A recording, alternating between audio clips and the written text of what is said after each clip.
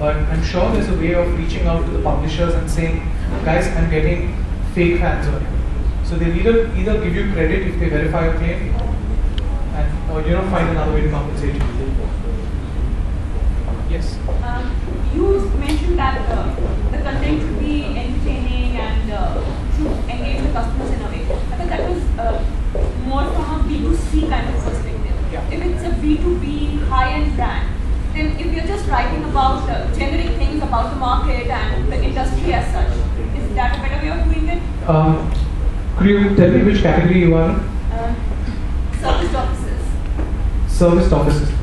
Then perhaps Facebook is actually not the right medium for you. Then perhaps you should be looking more at LinkedIn. You should be looking at. I'll tell you why. Yeah. Because it's not only serviced offices, but we also have something known as virtual offices. So for virtual offices, it's the small startups, entrepreneurs, because the packages start from as little as 3,000 per month. So it's individuals who are just starting up firms.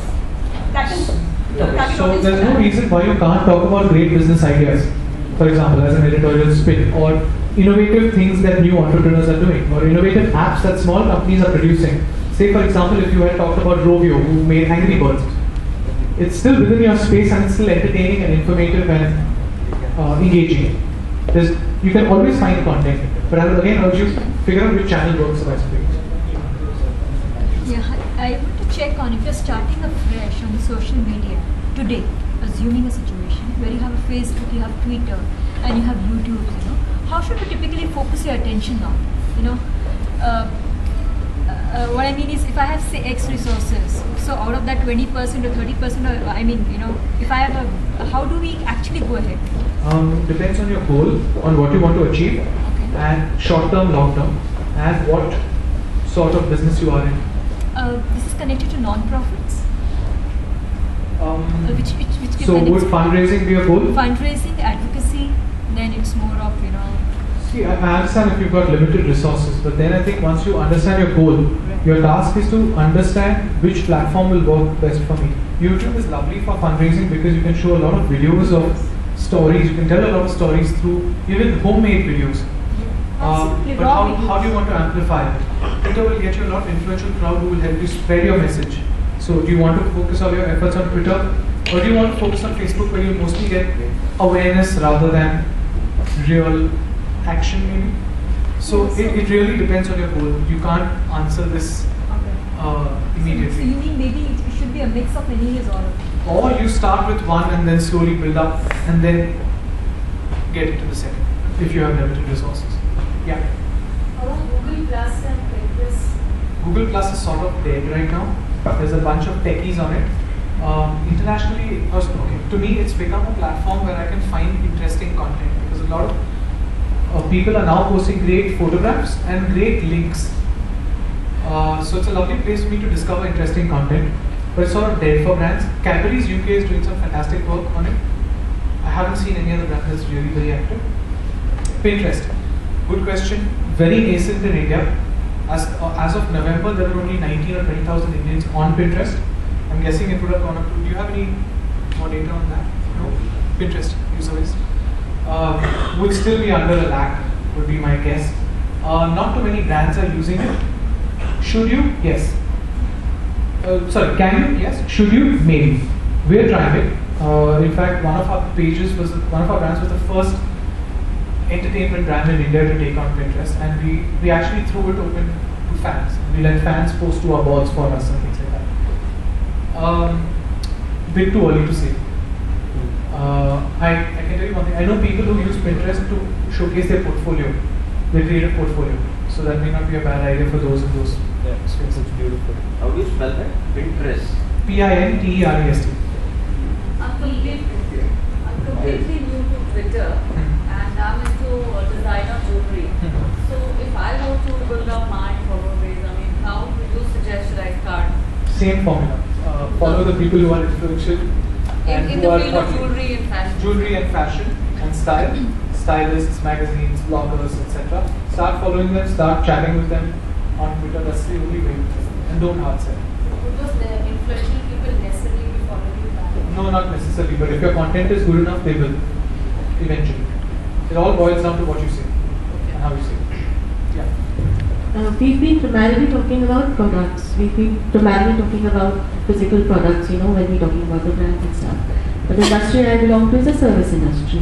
Now, how do you translate this entire thing for the service industry in terms of social networking? If you could just throw some light You on pick a this. service industry. See, I belong to realty, so great if you could just throw some light on that. Sorry, which one? Realty, Realty. the real estate.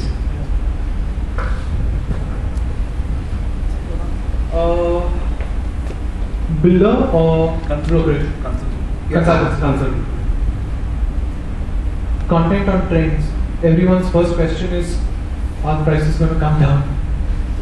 Can you become a creator? Can you build maybe a sort of a platform where you get builders to come and contribute content for you?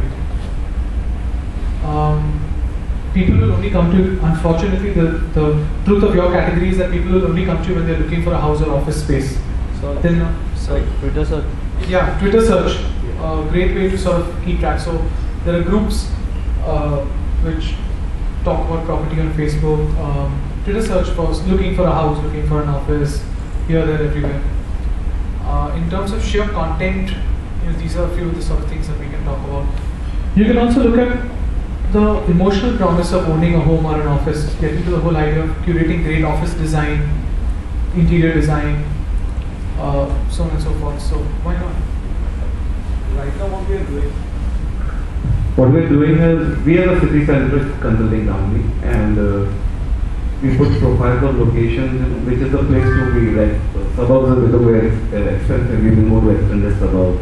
What are the housing loan situation like? Then now, last 5 years, there's a talk of a lot of unsold units in Mumbai. So if it's unsold, there's still a demand. Where is the demand gap? So does this help? I mean, now when I go on my page, we have a page in Facebook called Mumbai Properties.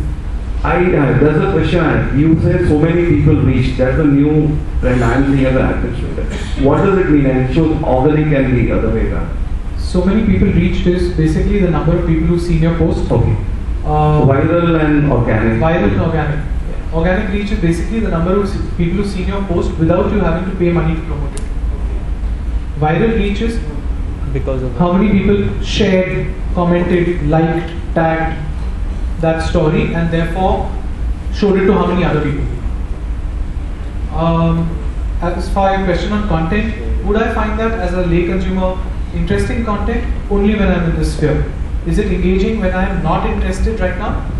Yes, precisely. So, you know, if I want a larger base where I am not looking at, you know, converting that into a sale or a lease or a rent or whatever, but having them in my network so that if he has a need or his neighbor has a need or his friend has a need, whenever the need arises, he thinks of only mobile properties. Then you need to give him content that is over and above these, which is where things like design, decor, legalities. Okay, how 10 steps to register your property, from purchase to possession. Simple things like that. Right? Think about it from what help do I need? What would I be interested in if I already have a house or an office? What would I be interested in if I don't? What are my overheads? How do I reduce my overheads? What are the basics to look for in a new office building? Sorry, yeah. Now, you know, what you say is more like we could kind of enumerate 3 parts: entertainment, information, and utility. So what you were talking to me in terms of content right now would be more about information and utility. Entertainment as well. Entertainment as well, right? Engaging, to show beautiful photographs of interior designers, engagement and entertainment. Okay. Thank you. It's a very basic practical question. I'm there on Facebook and LinkedIn and everything. I haven't actually leveraged any of them. So all of you have been in this space for so long. Can you give me an idea of how much time I need to spend on this? How much time will I need to actually get off? You know, setting everything up. And like in terms of you're saying blog and writing and this, how much time do I need to spend on it? I'll give an example. Actually, there was this heart surgeon down in the south. He used to blog, he used to be present on LinkedIn, he used to tweet, he used to do everything. Today, about 95% of his business comes from abroad via these links. to put a time frame to something like this is unreal, because if your content is super, it could happen tomorrow morning, and if you're building on the content, you're building on your reputation and taking things as slowly as the thing would go, it could take years. So there's a lot of competition out there today as compared to obviously earlier. So I mean, it comes down to the same thing. Content's king. As good as you are and as good your content is, it's just going to take that much time. The content and the way you distribute it. Yeah. How much time should I be spending myself? How much time should you be spending? You should be always connected. Yeah. On your mobile devices, that's what it says. Stay in touch on your mobile. Your TweetDeck is a fantastic. When you're traveling, traveling. Yeah, absolutely. You should always be connected. Or you hire an agency to stay connected for you. Don't hard sell, yeah. Don't hard sell. Any more questions? Yeah. Can an anonymous post in Facebook be avoided or blocked? Anonymous post? Yeah. As the person is hiding the name. If there's a method of posting without leaving your identity. on Facebook? No. Unless you're posting from a third party source? No, still. No. Not at all. Not Because- possible.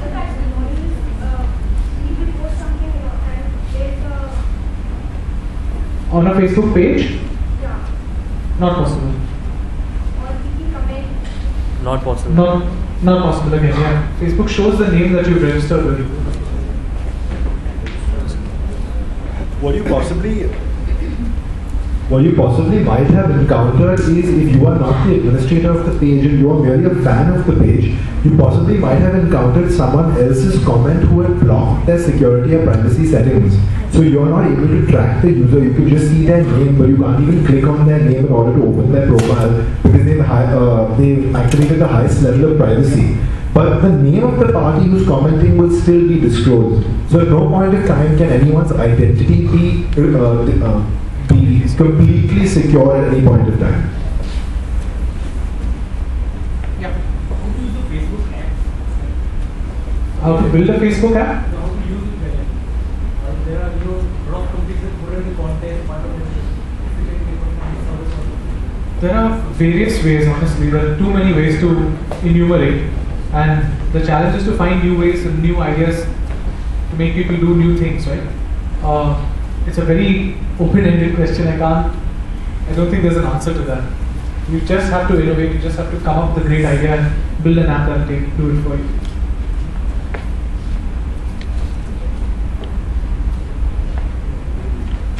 Alright. I guess that's. Thank you guys. Thanks very much.